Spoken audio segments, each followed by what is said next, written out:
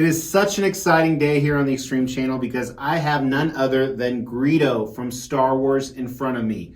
This 1/4 scale statue of this iconic Star Wars character is absolutely amazing.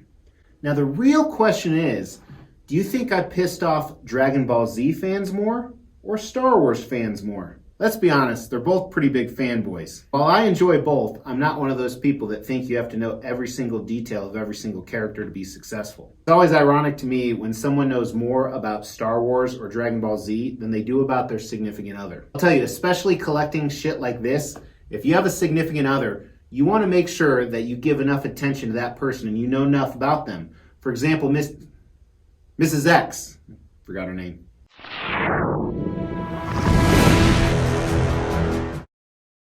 As the Extreme channel is pushing towards 50,000 subscribers, these are just a few of the statues we are giving away on the journey there. If you want to know how to win one, stay tuned for later in the video. Hey everyone, welcome to the Extreme channel. My name is Mr. X. Today we're reviewing 1/4 scale Piccolo statue by KD Collectibles.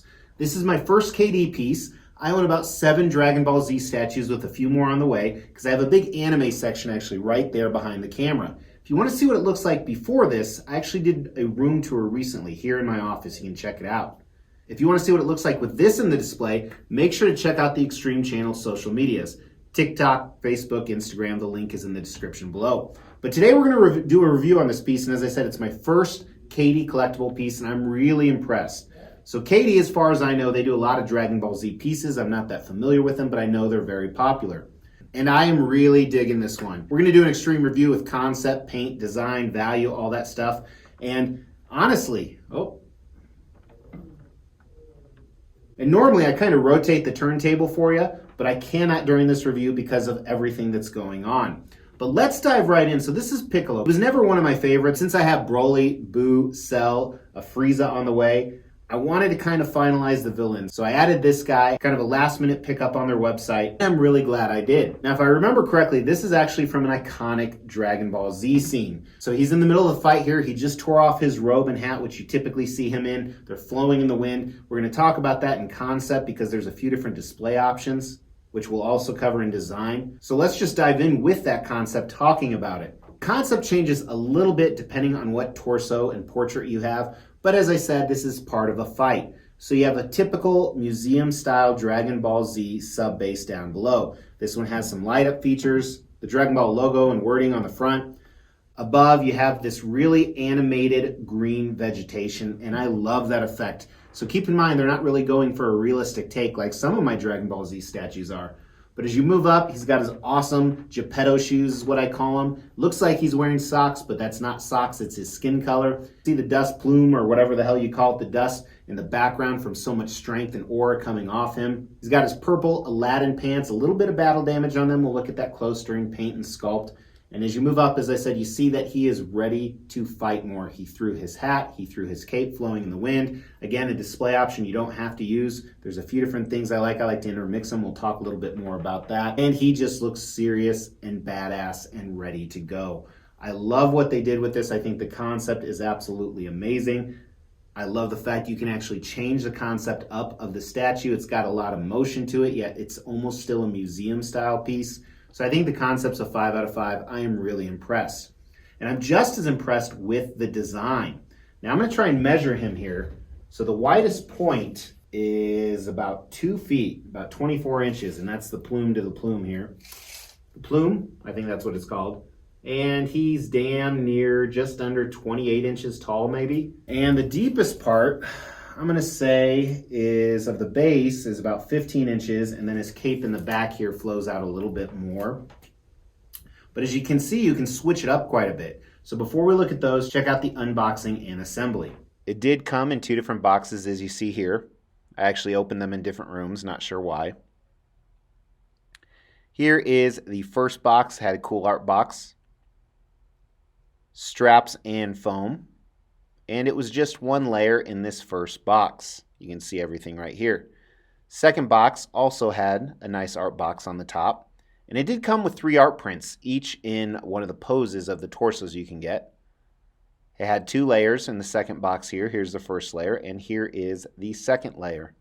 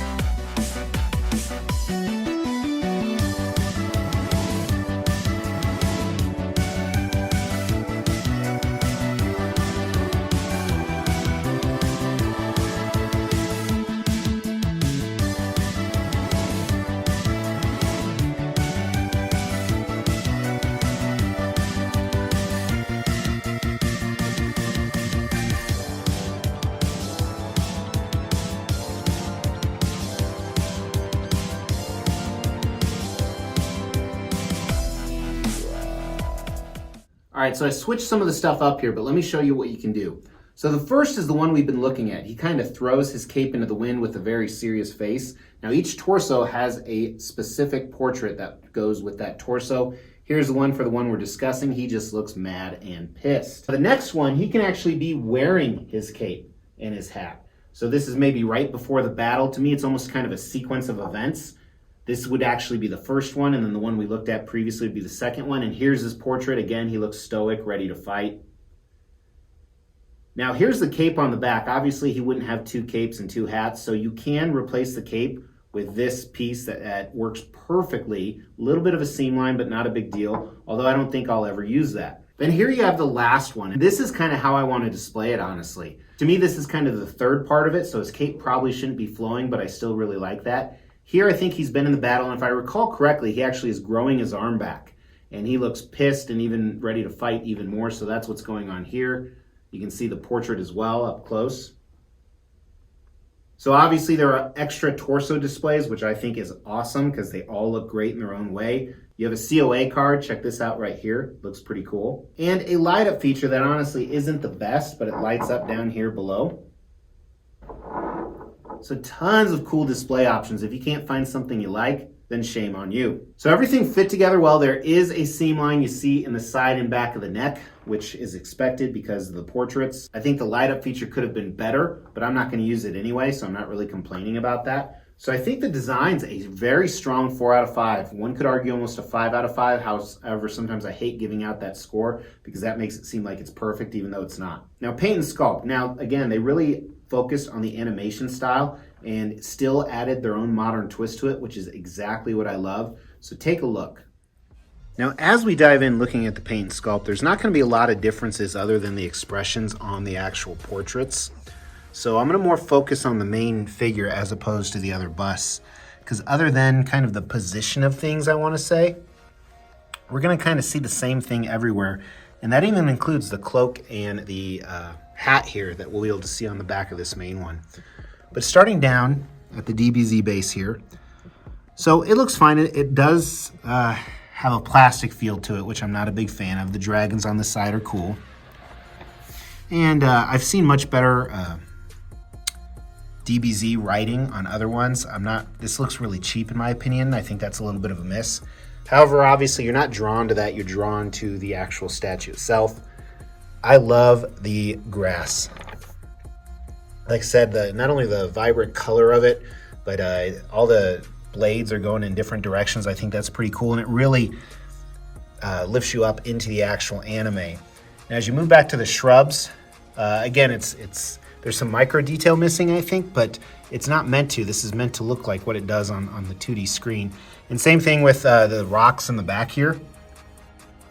I would have liked to see more texture, but you see a lot of smooth features when you're actually watching it, so I get why they did that. I don't like the color they used on the billows here.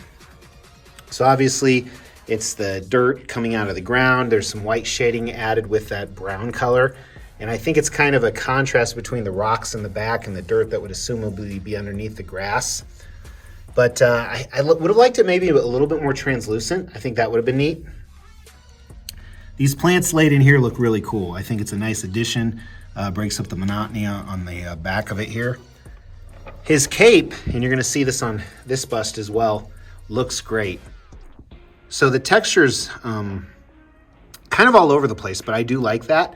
And they used a lot of shading in this, but I think it makes sense because it wouldn't be a bright, clean cape. Helmet looks good with almost the bandage-like parts around it. Smooth purple top. Looks nice. I think they did a good job here. Now for Piccolo. Starting at the base here are his feet. Like I said, kind of these Geppetto-like elf shoes. Look great. They almost look like cloth, but they're fully sculpted. Kind of the creases they used in them really makes them pop. Then you see his ankles. He always has that candy striped skin between the greens, pinks, and reds, and I think it looks really good. His pants flow really well. I think the way they're sculpted and they fall is pretty natural. And it has this linear textured pattern on it, which helps bring out the shadowing. You know, in the camera here, it looks a little more blue than the purple that I see with my naked eye. And obviously that could be a lighting issue, but I think they did a really nice job with this.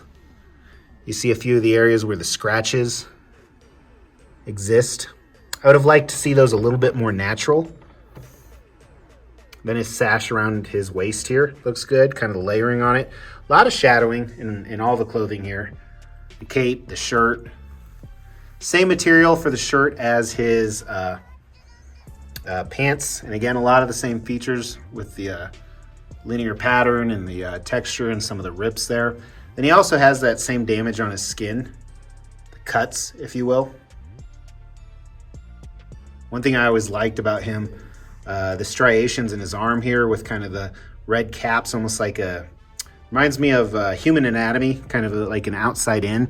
And here, I believe in this one, his arm was regrowing. So that's the green snot effect, if you want to call it that. But it looks really good, even though I'm kind of making fun of it here.